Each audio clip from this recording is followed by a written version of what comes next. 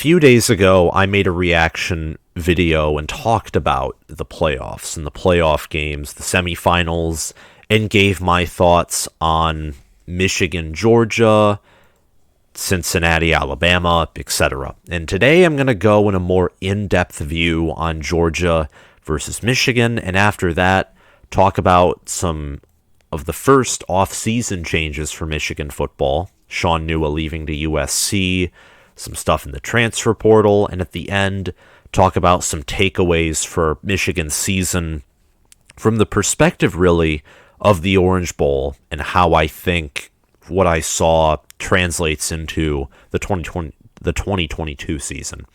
So let's get right into it. So first and foremost, Georgia, they had like nails on their shoes and they just kicked and stomped on us until we bled out. That was the Orange Bowl, 27-3 at the half. That's probably the best way to describe the final score as well. 27-3 at the half was basically over at the half as well. It was truthfully, any hope of a comeback was absolutely annihilated when Cade threw a pick in the end zone. And that was the I'm done. That was the I'm done moment. At that point on the live stream, me live reviewing that game, I just stopped. I'm like, who cares anymore? We went 12-2.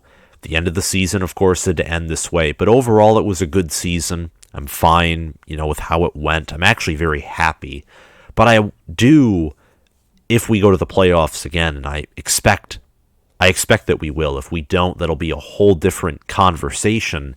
But if we do reach them again, this is unacceptable. This can't happen again.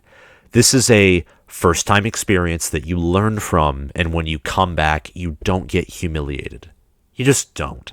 We cannot afford that to happen again.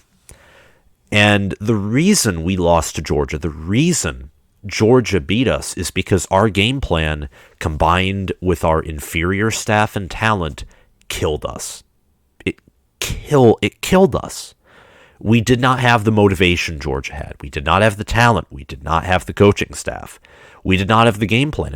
Most of those things relate back to Michigan football. Michigan football was inferior in every way to Georgia. Every way. Georgia dominated us at the line of scrimmage. We refused to attack their kryptonite, and therefore we fed right into their hungry front seven. Our front seven was spread out because of their screen passes, outside runs, and Stetson Bennett's legs. We couldn't do anything on defense or offense. It was pathetic. It was horrible. My main question is, why in the crap did you not attempt to pass the ball deep? It's ridiculous, and granted, Cade did not have the best time in the pocket. Cade got sacked, three times, I think? No, 4. Georgia having 4 sacks. It doesn't matter. Why were half of the passes that I remember and saw out of the backfield? Why? Why even attempt that when you know that Nakobe Dean can cross the field in what seems like 2 seconds? Why? It makes my head hurt. It makes me want to put my brain in a blender. I said the only reason Michigan was going to win this game, and I thought they were because the staff had been adapted. They prepped very well for Ohio State. They did well against Iowa and Maryland, though those are teams who are inferior, but still, the offense was peaking. It did well. It was doing everything it was supposed to do. It was helping us win games. It didn't matter here tonight, though. The offense did anything but help us win this game.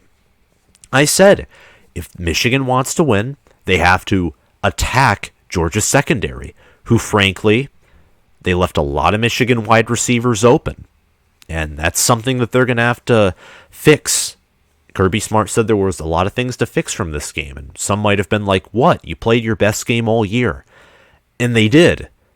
But their secondary, there were plenty of wide open Michigan wide receivers. They just weren't hit most of the time because either A, Michigan did not prep for it. They wanted to beat Georgia by running and doing short passes, which is idiocy. B, Cade was pressured, didn't have enough time, and he isn't like generational talent, so he can't just scramble out of the pocket or get hit as he throws and hit every wide receiver properly. We have a limited QB room. Our offensive line gets manhandled, plus inferior planning, all equals to we missed half of our downfield passes. Most of them. It was insanity. There were drops. I just don't get why we didn't attempt a deep pass. I don't think there was any flea flicker, and if there was, it was horrifically executed. Actually, there was, but they actually, for once, covered really well deep downfield, so it ended up being a short pass. The point is, the game plan was atrocious. We planned for Georgia like we did Ohio State, and that's asinine because they're basically the opposite teams. Georgia has good wide receivers, but their strength is, quite frankly, running the football. Georgia's, their defense, their secondary is their main weakness. Ohio State's, after watching the Michigan game and the Oregon game, Ohio State's weakness this year, their more underperforming unit, wasn't the secondary. It was their flipping front seven. Their front seven, atrocious in beating good teams. Honestly. The fact we assumed that Georgia was Ohio State shows that we did not take Georgia as seriously as we needed to. We bought into some of the hype. We didn't fully prep. We didn't play our best game. And it's a shame because it's the biggest stage. And that's not to say I'm going to throw the whole season in the trash. No, that's stupid too. It's not going to say I think that Cade is an atrocious QB and McCarthy is definitely and needs to be the starter, that I want Cade to leave the transfer portal. It's like, no. Cade is good. Cade, though McCarthy is much closer to being generational talent than Cade is. Cade is an important leader. He rarely makes mistakes. The reason he made mistakes against Georgia was because our poor execution on every side of the football field, including his own. Everyone did not perform well. One game doesn't define him. He's done pretty well. He's a leader. He's helped us win 12 games. Just like Aiden Hutchinson did, just like David Ojabo did, and they did very poorly as well. McCarthy even helped us win some games. So you can't just dismiss certain players and say, oh, they suck. That's not the point. Everything was poorly executed and poorly planned. Georgia pounced on us. They're obviously one of the top two teams. They deserve to be there, and we don't. So, and we'll talk about this later in my takeaways, what do we do about it? Do we leave everything the same? Or do we finally modernize the offense a little more, which we have in the past? This offense is more modern than when Harbaugh first took over to a certain extent. But do we kind of make an emphasis more on that pass game? Do we start recruiting better? I mean, what do we do? Do we hire more elite staff, raise their salaries? What do we do so that we can get to this elite level and be the Georgias and be the Alabamas? Because that's what I want Michigan football to be, and that's what you should want Michigan football to be as well. But this is a great season, and now we're going to move on to the off-season business. And speaking of, the defense, guys in the transfer portal that I kind of mentioned, here are some current changes. The defensive line coach, Shaun Nua, has been hired as the D-line coach at USC. He coached Aiden Hutchinson and David Ojabo and Kwity Paye, all to being likely first-round picks. We don't know yet about Ojabo. Hutchinson, I'd say, is a definite first-round pick, and Kwity Paye was. He's doing great at the Colts.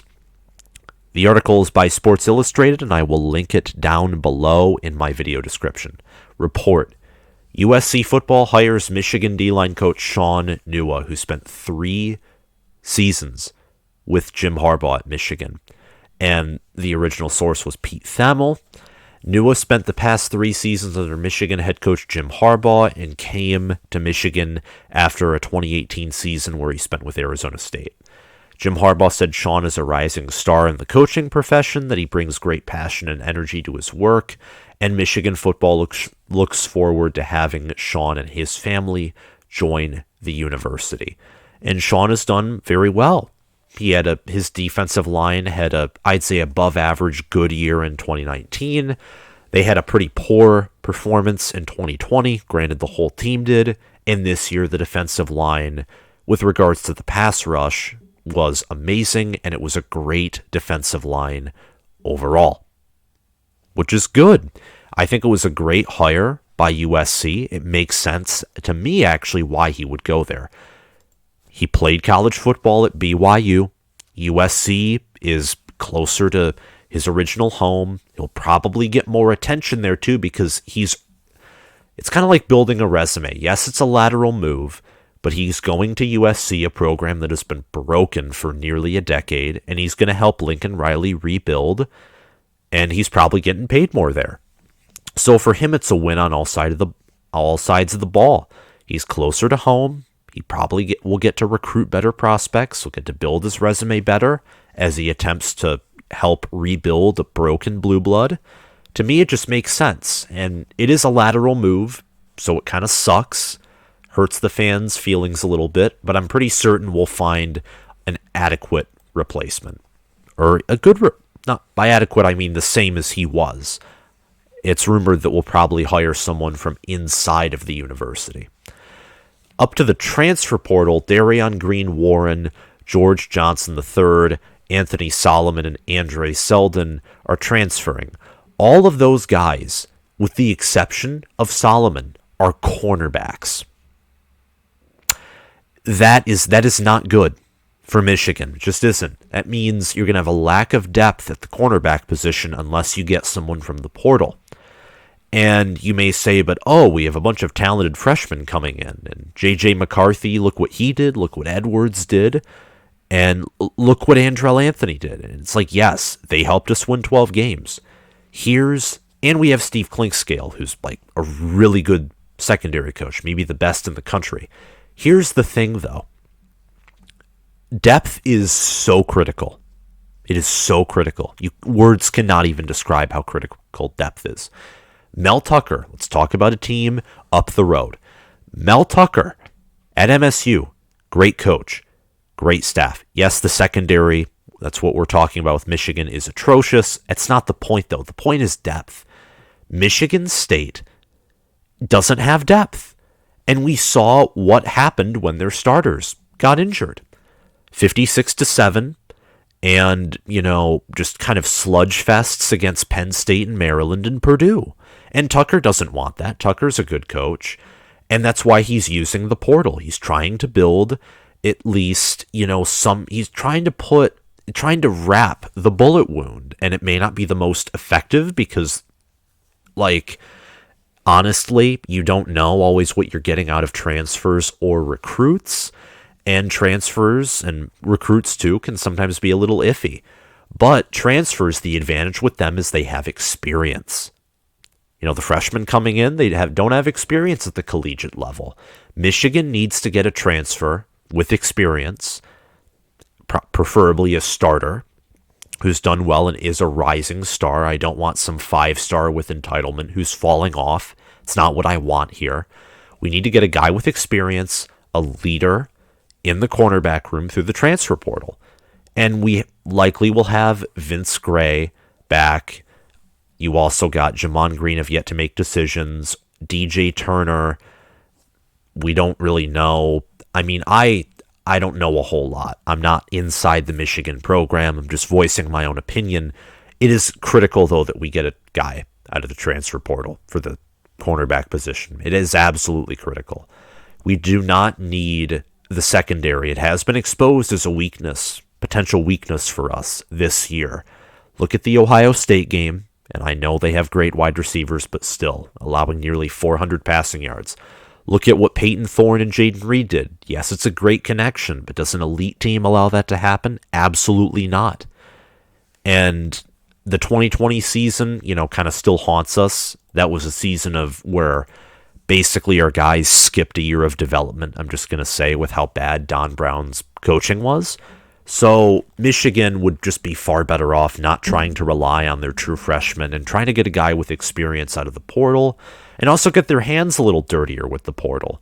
The portal's becoming a useful tool for programs to maintain success, and Michigan just needs to adopt it. and do what Mel Tucker's done. Just adopt to the modern times. And it's the same way on offense, but that's a discussion for a different day. Darian Green-Warren, George Johnson III, and Andre Seldon, the three cornerbacks, have yet to make a decision as to where they're going to go.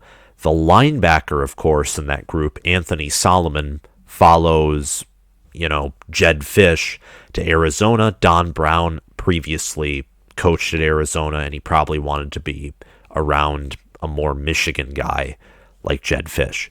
But that's that. That's the transfer portal news. That's the coaching changes news. There's not much else to really talk about. Dan Villari, a quarterback for Michigan who was in rotation for the third string spot, also transferred away. He was a 3-star in high school and is a sophomore this year. Now we finally get to some of the better stuff, the more entertaining stuff, the takeaways. The takeaways from Michigan are heading into next year are these. Here are some of the positives. The offense likely returns several starters, and it has a lot of potential. Think of Donovan Edwards, Andrell Anthony, and J.J. McCarthy. Just think of those guys and the impact they have had. Also, Cade is returning. Corum is returning. Edwards, I was kind of mentioning him in the first place as more of a receiver guy. He can run as well. I think half of the offensive line are sophomores, so there's that as well. Eric All's announcing his return. Ronnie Bell's going to return. The offense has so much potential, and this is why I want the offense to be modernized. The potential we have on offense with modernization, we'd be the second best offense in the Big Ten. And Ohio State's being one, I'm fine with that. They have so much talent. And I think they'll be the number one overall offense in general. So having the second best in the East, second best in the whole conference behind Ohio State, I have no problem with that.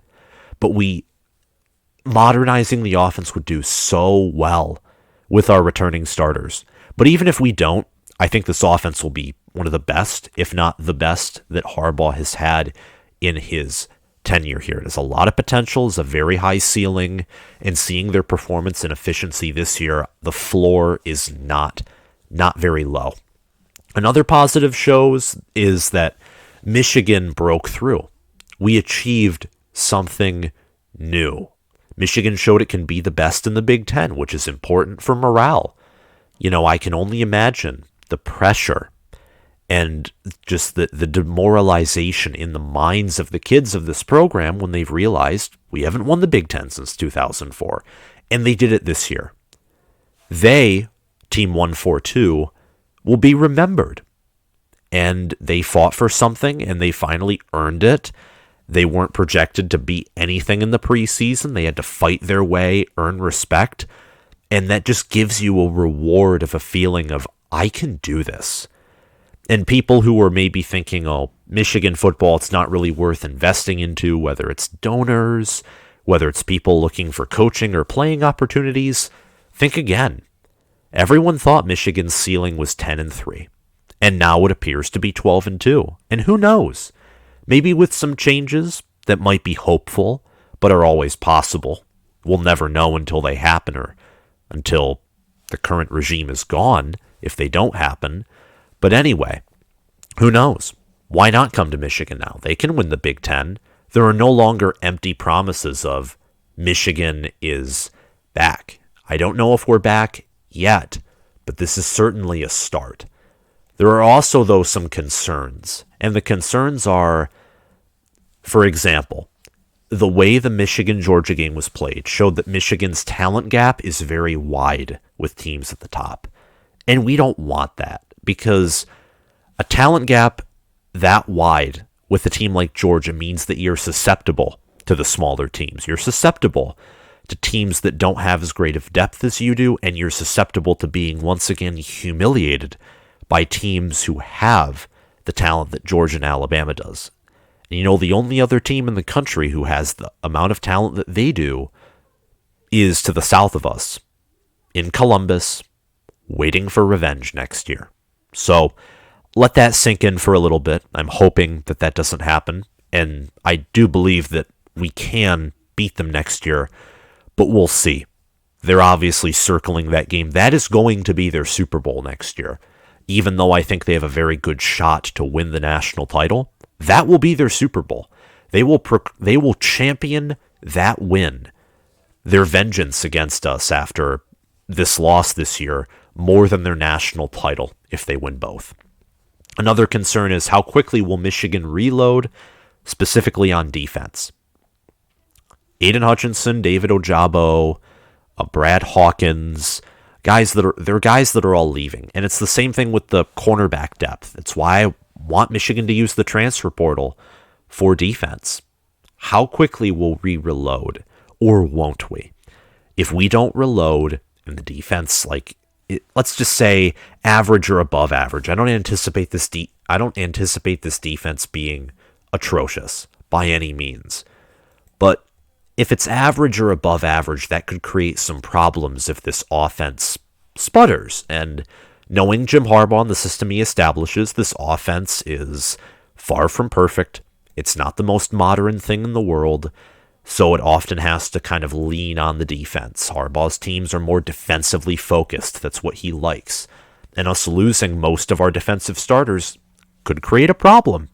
Who knows? I have faith in the staff, Mike McDonald, George Hilo, Steve Klinkscale, all those guys. But it is a question that you should be asking. It's something that you should keep in the back of your mind. Same with the other concern and same with the two positives. Michigan's offense could totally win them the Big Ten. And their defense, if it can't reload, and even their offense, knowing Harbaugh teams in the past, could totally lose them the Big Ten and they could fall to third place. So we'll see. That's all I have to say for today. It's just my thoughts on kind of my first take on Michigan's offseason, tying it in with reacting to the Orange Bowl. Thank you all for watching. If you liked this video, make sure to like, subscribe, hit that notification bell, and comment your thoughts down below. What do you think? What do you think of just kind of the initial week of offseason for Michigan? The transfer portal news, Shaun Nua leaving for USC. Do you think that Michigan will learn from its Orange Bowl mistakes? That it could advance into the higher echelon of teams? Or do you think that this was a fluke year and that the true ceiling is 10-3? Which there are people on both sides. Tell me which one you are down below. Thank you all for watching. I'll see you guys around.